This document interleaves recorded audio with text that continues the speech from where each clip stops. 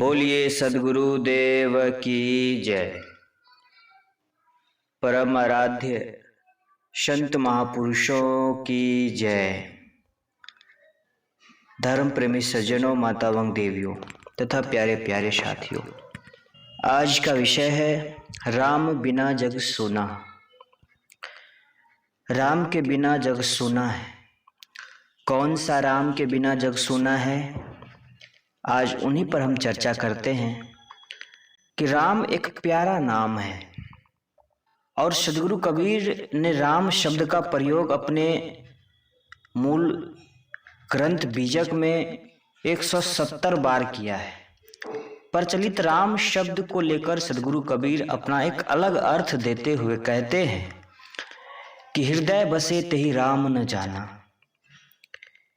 बीजक की शब्द है हृदय बसे तेहि राम न जाना। वैसे तो अनेक महापुरुषों ने अनेक अनेक ढंगों से अलग अलग नाम दिए हैं।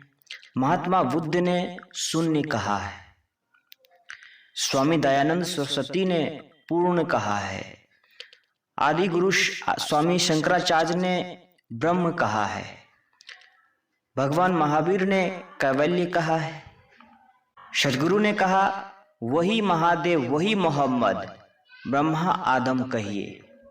सभी का मूल एक है। वो एक क्या है?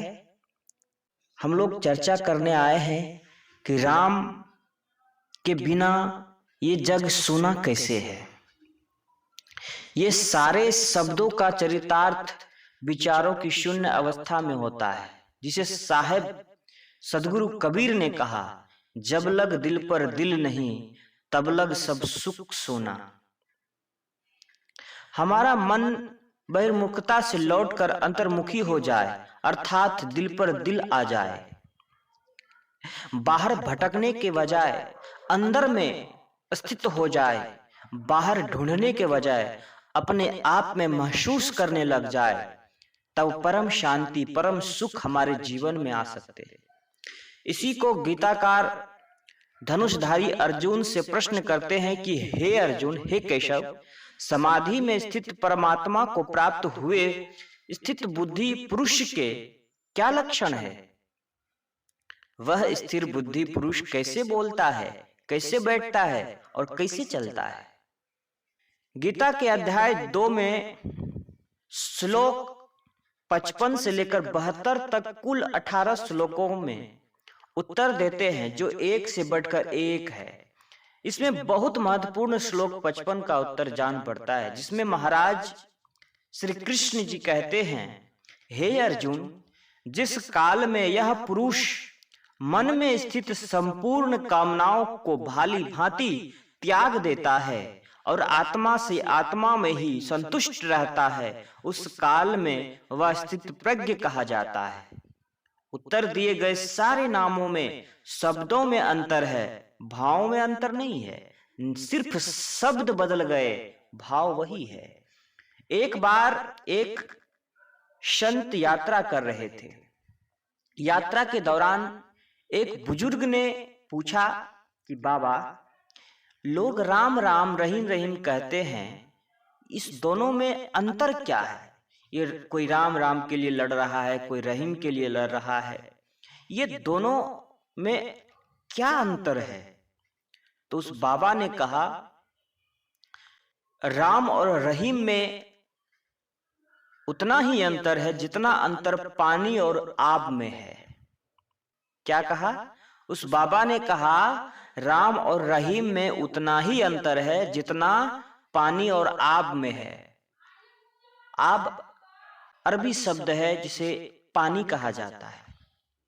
कई लोगों को समझ में नहीं आता हो, लेकिन वाटर समझ लीजिए कि राम और रहीम में उतना ही अंतर है जितना पानी और वाटर में है। हिंदी भाषा वाले पानी कहते हैं, उर्दू भाषा वाले आब कहते हैं, इंग्लिश भाषा वाले वाटर कहते हैं, लेकिन तत्व तो एक ही है। इसी प्रकार जो अपने को हिंदू मानते हैं वे राम राम कहते हैं, तथा जो अपने को मुसलमान मानते हैं वे रहीम रहीम कहते हैं।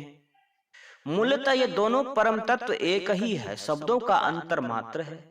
सदगुरु कबीर ने कहा, दशरथ सूत तेहु लोक ही जाना, राम नाम का मर्म न आना। साहब कहते हैं दशरथ के सुपुत्र महाराज राम को तो अधिकतर लोग जानते हैं, लेकिन वे सभी संप्रदाय के लोग के प्रिय नहीं हो सकते, क्योंकि राम नाम का अर्थ आन है, दूसरा है सभी के घटों में जो समाया हुआ है, जिसके रहने पर पक्षी चहचहाती है, मोर नाचता है, गाय रंभाती है, सिंह दहाड़ता है, जिसके रहने पर माता माता होती है, पिता पिता होते हैं, जिसके निकल जाने पर माता माता नहीं रह जाती, पिता पिता नहीं रह जाते। फिर तो लोग कहते हैं मिट्टी पड़ी हुई है, लाश पड़ा हुआ है, जिसके निकल जाने पर कहते हैं भाई इसके लिए संसार सूना हो गया। जिसके रहने पर संसार भरा सा लगता है, जिसके निकल जाने पर दुनिया वीरान हो जाती है, उस राम को समझना होगा जिस राम के वजह से यह जग सूना है। उस आत्मा को समझना होगा। हमारी अर्थी उठे उससे पहले जीवन के अर्थ को समझ ले, चित्ता जले उसके पहले जीवन की चेतना को जगा ले, तभी जीवन की सार्थकता है, तभी आपका जीवन भरा होगा। अन्यथा एक राम के बिना आपका जग सूना हो सकता है। सदगुरु कबीर के राम को समझने के लिए सदगुरु कबीर का एक पद है, पंडित बाद बदे सो झूठा, राम कहे जगत गति पावे, खाण कहे मुख मीठा, पावक कहे पांव जो डाहे, जल कहे तृषा बुझाई, भोजन कहे भूख जो भाजे, तो दुनिया तरी जाई। नर के संग सुबह हरि बोले, हरि प्रताप न जाने, जो कबहि उड़ी जाए जंगल में, तो हरि सुमर ही न आवे। बिनु देखे बिनु अर्श परस, बिनु नाम लिए क्या होई, धन के कहे धनिक जो होवे, निर्धन रहे न कोई। साची प्रीत विषय माया सो, हरि भक्तन की फांसी, कहीं कबीर एक राम भजे बिनु, बांधे यमपुर जाशी। सदगुरु कबीर का शब्द है ये। सदगुरु कबीर कहते हैं पंडित बाद बदे सो झूठा। पंडित वर्ग इस मुल्क का सर्वाधिक बुद्धिशाली वर्ग है। यूं तो एक पंडित और दूसरा सेठ, इन दोनों के पास समाज को एक अच्छी दिशा देने की बुद्धि व शक्ति है, जिसे देश को, समाज व राष्ट्र को उन्नति के शिखर पर पहुंचाया जा सकता है। क्योंकि पंडितों के पास में बुद्धि है और सेठों के पास में धन है। पंडित बुद्धि का उस दुरुपयोग कर उदर पोषण करने में लगा हुआ है, और सेठ अपनी संपत्ति का उपयोग ऐसो आराम करने में लगा रहा है, और यही कारण है कि समाज रसातल में जा रहा है। पंडितों के पास बुद्धि है, उसका उपयोग जनहित में होना चाहिए, लेकिन लोगों को भ्रमित करने में लगे हुए हैं। पंडितों की चाल आदमी को गुमराह कर देता है। दान करना या करवाना अच्छी बात है, लेकिन लोगों को उल्टी सीधी बात पढ़ाकर उनसे धन ले, ये कहाँ की समझदारी है। आज पंडितों की ये चाल कि तुम्हारे ऊपर शनि ग्रह लग गए, तुम्हारे ऊपर ये ग्रह है, तुम ये नहीं करोगे तो वो हो जाएगा, तुम वो दान नहीं करोगे तो वो हो जाएगा, इन सारे भ्रमों में डाल करके लोगों को डरा करके अपना जेब भर लेते हैं। किसी समय में हमारे ऋषि मुनियों ने दान करवाने के नियम बनाए, जिसका उपयोग देश, धर्म व राष्ट्र हित के लिए किया जाता था। उसकी सोच कितनी ऊंची थी। किसी के पिता की निधन हो जाता था तो उसकी सोच थी कि पुत्र को पिता का मिला हुआ धन पुत्र पतन का कारण न बन जाए, उसके जीवन में वह धन उन्माद का कारण न बन जाए। इसीलिए वे उस धन का कुछ हिस्सा दान करवाते थे, ताकि उसके अंदर दान करने का भाव पैदा हो। आज तथाकथित पंडित कहते हैं तुम दान इसलिए करो क्योंकि वहां स्वर्ग में तुम्हारे पिता को मिलेगा। अब ये कहाँ की नीति है। अभी वर्तमान में पिताजी जीवित है, ऊपर छत पर बैठे हुए हैं, और नीचे पंडित को भोजन करा देंगे तो क्या पिताजी को मिल जाएगा? ये कभी नहीं हो सकता है। इस बात को समझना होगा, इस बात को मंथन करना होगा, विचार करना होगा। कब तक आप दूसरों के चलाए हुए बातों पे चलेंगे? कब तक आप अधर्मियों के बातों पर अपने आप को धार्मिक बनाते रहेंगे?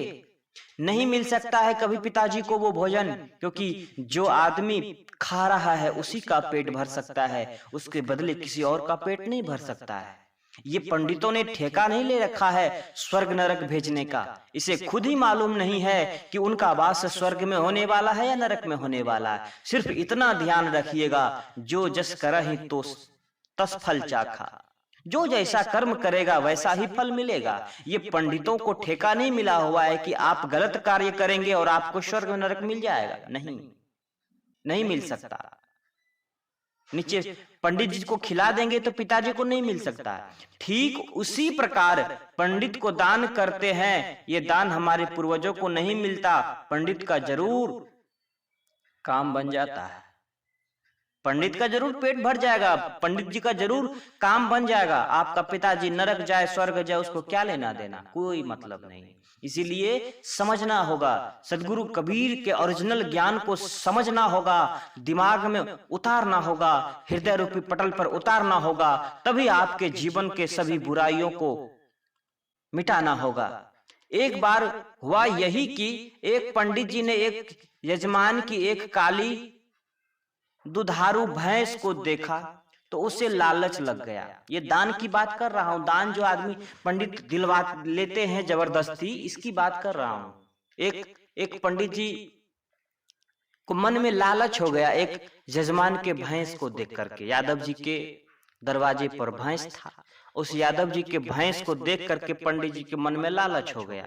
पंडित जी बड़े लालची प्रकार के थे, लालच हो गया, कैसे इस भैंस को हम अपने पास रखें, काश ये भैंस मेरे पास होती, क्या ऐसा किया जाए कि किसी न एन केन प्रकारेण ये भैंस मेरी हो जाए, मेरे दरवाजे पर बंधी होना चाहिए।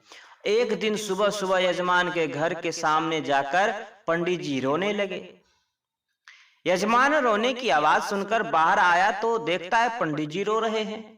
यजमान कोई और नहीं, यादव जी थे, क्योंकि भैंस यादव जी के दरवाजे पर था। तो यादव जी बाहर आकर देखते हैं कि ये पंडित जी रो रहे हैं। यादव जी बोलते, पंडित को रोते देखकर आश्चर्यचकित हो गया। कहने लगे, पंडित जी क्या बात है, आज सुबह सुबह हमारे दरवाजे पर आकर रो रहे हैं, कोई दुख तकलीफ है, कोई परेशानी है तो बताइए।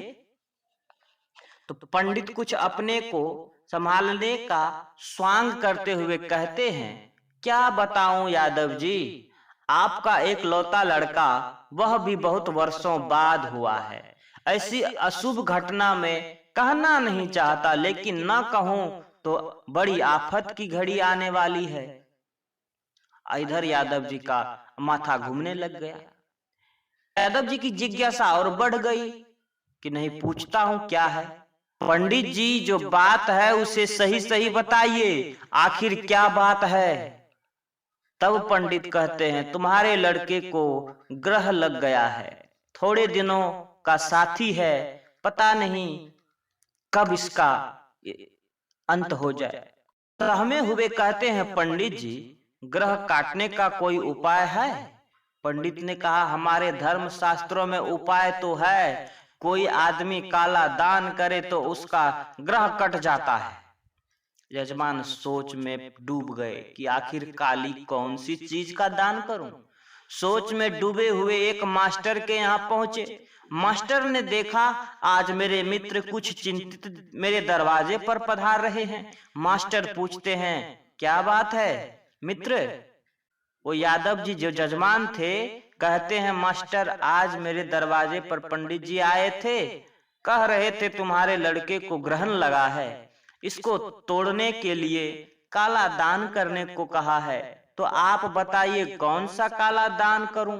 मास्टर तो थे वे कबीर को मानने वाले। सोचा इसके लड़के को ग्रहण लग रहा है और पंडित को दान देने से ग्रहण कैसे कट जाएगा, ये कौन सा फॉर्मूला होगा। तो वो कबीर के विचार को मानने वाले थे मास्टर जी। मास्टर जी समझ गए सारी योजनाओं को, सारी बातों को, कि यहाँ तो लफड़ा कुछ और है।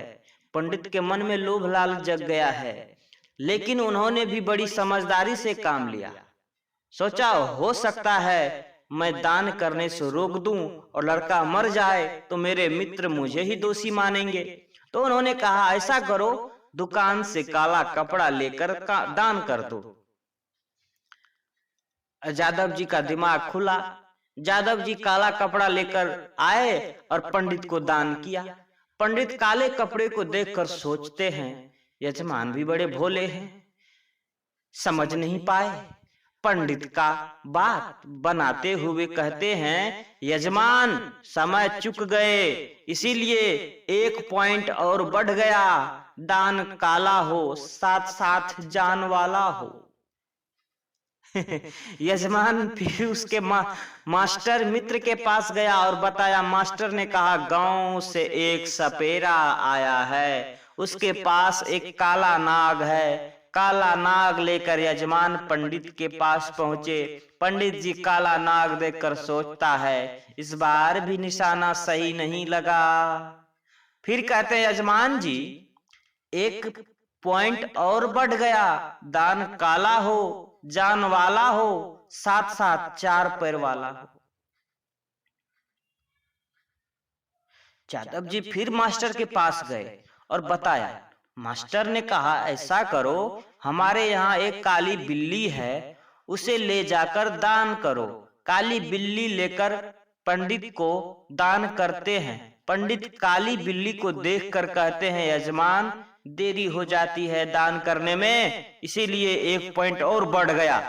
कहा, दान काला हो, साथ साथ जान वाला हो, साथ 4 पैर वाला हो तथा दूध वाला हो। अब तो जादव जी और फेरे में पड़ गए। अब सीधा सीधा कह देता है दूध वाला हो। पंडित जी को अंत में सीधा कहना पड़ा कि अब दूध वाला हो, क्योंकि उसकी दृष्टि तो भैंस पर थी। जादव जी मास्टर के पास जाकर कहता है, मास्टर 1 पॉइंट और बढ़ गया। पंडित जी कहते हैं कि दान काला हो, 4 पैर वाला हो और दूध वाला हो, अब क्या करें। मास्टर ने कहा, घबराने की बात नहीं है, मेरे घर के पिछवाड़े में एक काली कुतिया रहती है, उसको ले जाइए, आज काली कुतिया को लेकर पंडित जी को दे देना और कहना कि पंडित जी अब हमारे बेटे का ग्रहण तोड़ दीजिए। लेकर के पंडित जी के पास पहुंचता है और कहता है, पंडित जी लीजिए दान और तोड़िए ग्रहण। पंडित माथा पकड़ लेता है और कहता है, यजमान ग्रहण तुम्हारे लड़के को नहीं बल्कि हमारी बुद्धि में लग गई थी, हमें लालच लग गया था, तुम्हारे भैंस को देखकर मुझे लग गया था, इसीलिए मैं तुम्हारे से ये ऐसा सवाल किया कि कहीं कोई चाल चलूं और तुम्हें ये भैंस देना पड़ जाए दान में। सोचिए, इस प्रकार देखा जाता है कि लोगों पर अनेक प्रकार के ग्रहण लगन बताकर उनसे धन संपत्ति हड़पने की चेष्टा बनी रहती है। कई बार लोग अपना दुखड़ा लेकर जाते हैं, कहते हैं, महाराज इससे छुटकारा कैसे होगा, दुखों से छुट्टी कैसे मिलेगी, पापों से मुक्ति कैसे मिलेगी। तब पंडित जी कहते हैं, राम राम जपो, न जीवन में साधना और न त्याग, हमारे जीवन के कर्म खराब है, तो राम राम जपने मात्र से कैसे दुखों से मुक्ति हो जाएगी। किसने कहा है, कर्म जैसा करेंगे वैसा ही तो फल मिलेगा। कहते हैं, कर्म तुम्हारे अच्छे हैं तो किस्मत तुम्हारी दासी है, धर्म तुम्हारे अच्छे हैं तो घर में मथुरा काशी है, कर्म धर्म दोनों अच्छे हैं, जीव बने अविनाशी है, कर्म धर्म दोनों खराब तो गले में यम की फांसी है।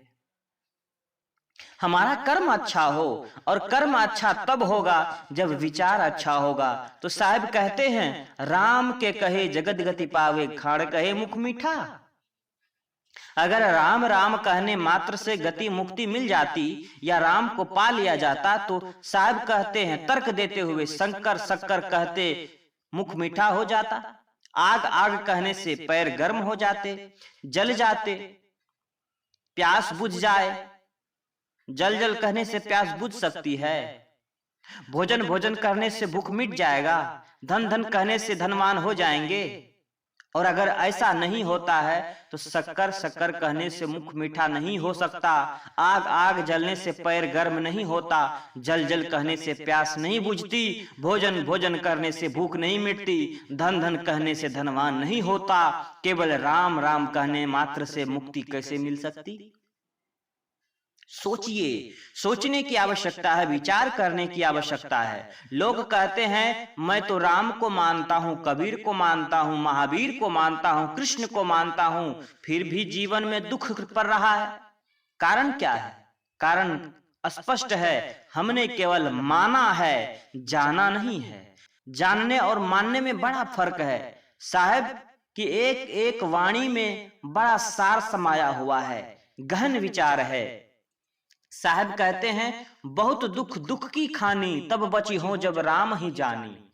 मानना तो अलग बात है, मानना होता है विश्वास के बल पर, श्रद्धा पर लेकिन जानना होता है विवेक के बल पर, परख के बल पर, खोज के बल पर। सदगुरु कबीर की ही वाणी है, जिन खोजा तिन पाइयां गहरे पानी पैठ। जो आदमी खोजी होता है, विवेकी होता है, वह सत्यता को प्राप्त कर लेता है। जब तक नहीं जानते तब तक उसके बारे में सुनकर हमें मानना पड़ता है, लेकिन जब जान लेते हैं तो पूरा हो गया।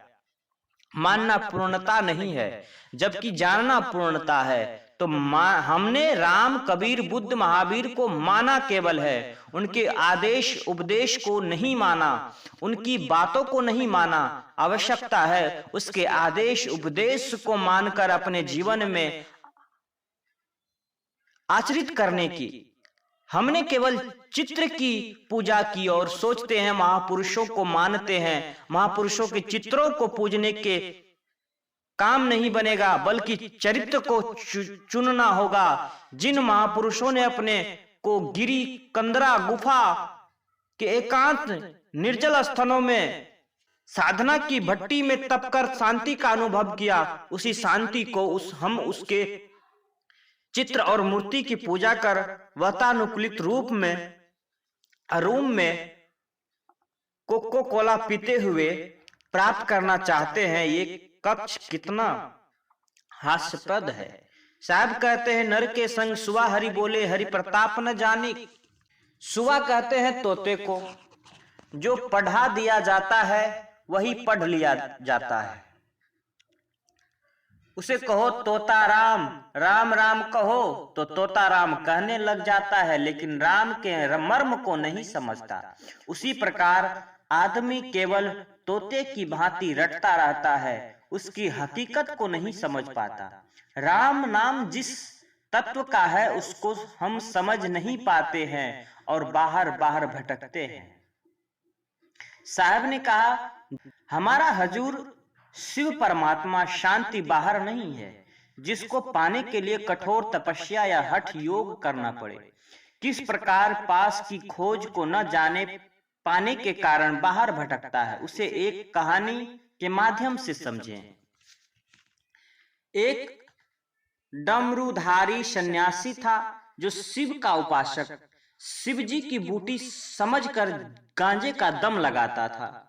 हमने देखा भारत भूमि पर ऐसे साधु संत हैं जो स्वयं को उलझे हुए हैं व्यसन विलास में, लेकिन समाज को भी व्यसन विलास की ओर ले जाते हैं। यदि सन्यासी डमरू बजाता तो दो चार गंजेड़ी भक्त एकत्रित होते जाते। फिर ऐसा नहीं कि सत्संग की चर्चा होती, बल्कि गांजे का दम लगाते। एक दिन उधर से एक चोर निकला।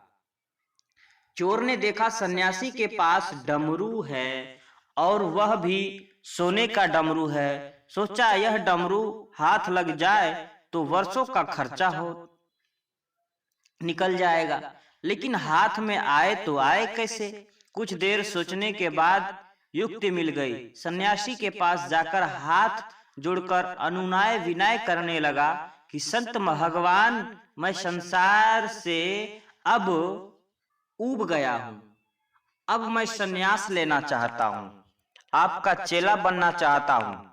सन्यासी ने कहा कोई बात नहीं बेटा, अध्यात्म मार्ग में मन लगाकर कल्याण की कामना जीवन का लक्ष्य है। सन्यासी उसे अपने पास रख लेते हैं। चोर रोज सन्यासी की सेवा करता, चिलम भर भर कर गांजा पिलाता और जैसे 8 बजते सो जाता।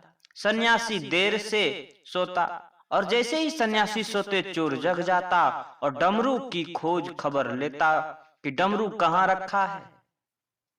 कभी सन्यासी का तकिया बिस्तर को, कभी कोट थैला, जैसी डमरू मिलता ही नहीं था। बहुत खोजा, बहुत बेग में खोजा, ऊपर नीचा सब जगह, दाएं बाएं लेफ्ट राइट सब जगह खोज करके थक हार गया। ऐसे डमरू की खोज खबर लेते लेते 4 महीने बीत गए, लेकिन डमरू मिला नहीं। एक दिन सुबह सुबह चोर सन्यासी के पास हाथ जोड़कर खड़ा हो गया और कहता है, संत भगवान, अब मैं और धैर्य नहीं रख सकता। हकीकत मैं बता देना चाहता हूँ, और हकीकत ये है कि मैं डमरू का चेला हूँ, मैं आपका चेला नहीं हूँ। अब डमरू नहीं चाहिए, केवल डमरू रखने की जगह बता दीजिए। आखिर आप डमरू कहाँ रखते हैं? सन्यासी ने कहा, बेटा, मैं जानता था तुम मेरे चेले नहीं बल्कि डमरू के लिए मेरे साथ रहते हो, इसीलिए मैं सोता था तो डमरू मेरी झोली में नहीं बल्कि तुम्हारी झोली में रख कर सोता था। चोर ने माथा ठोक लिया, फिर सदा मेरी झोली में डमरू रहा, लेकिन सदा मैं सन्यासी के तकिए बिस्तर कोट झोली में ही खोजता रहा। ठीक यही गलती हर इंसान के साथ होती है। सदगुरु कबीर कहते हैं, है हाजिर ते ही दूर बतावे, दूर की बात नियारी। कहे कबीर सुनो भाई साधो, बिना गुरु भ्रम न जासी। बिना गुरु का ये भ्रम नहीं जा सकता है। इसीलिए पास में है, पास में कहने का भी एक तरीका है। पास कहने में भी दूरी रह जाती है। हम सिवाय परमात्मा के और कुछ नहीं है, बशर्ते जगना पड़ेगा। देवकी नंदन वासुदेव महाराज श्री कृष्ण गीता के 18वें अध्याय के 61-62 श्लोक में कहते हैं, हे अर्जुन, ईश्वर सभी प्राणियों के हृदय में रहता है, अतः तुम उस ईश्वर आत्मा की शरण में चलो। जहां भी महाराज श्री कृष्ण ईश्वर को प्राणियों से बाहर नहीं बताते। हमारे अंदर रहे पशु कृत्यों को त्याग दें, बस परमात्मा का उद्घाटन हो जाता है। जिस प्रकार बीज वृक्ष नहीं है, लेकिन वृक्ष होने की सारी संभावना बीज में होती है, उसी प्रकार हर मनुष्य में परमात्मा होने की सारी शक्ति निहित है, लेकिन परमात्मा का उद्घाटन भी किसी महापुरुष की उपस्थिति में होता है। हमारे मन का भ्रम संत गुरुजनों से ही मिटता है। साची प्रीत विषय माया सो, हरि भक्तन की फांसी। कहीं कबीर एक राम भजे बिन, बांधे यमपुर जासी। तो इन विचारों को आप लोग मनन करें, चिंतन करें, विचार करें और जीवन में धारण करें। सदगुरु कबीर की वाणी, अनमोल वाणी, जिस वाणी को सुन और समझ करके अपने जीवन में धारण करेंगे तो पूर्णतः आपके जीवन के सभी दोष, दुर्गुण, दुख मिट जाएंगे और आपका जीवन आनंदित हो जाएगा, आपका जीवन प्रफुल्लित हो जाएगा। इन्हीं चंद शब्दों के साथ में अपनी वाणी को विराम लेता हूँ। बोलिए सदगुरु भगवान की जय।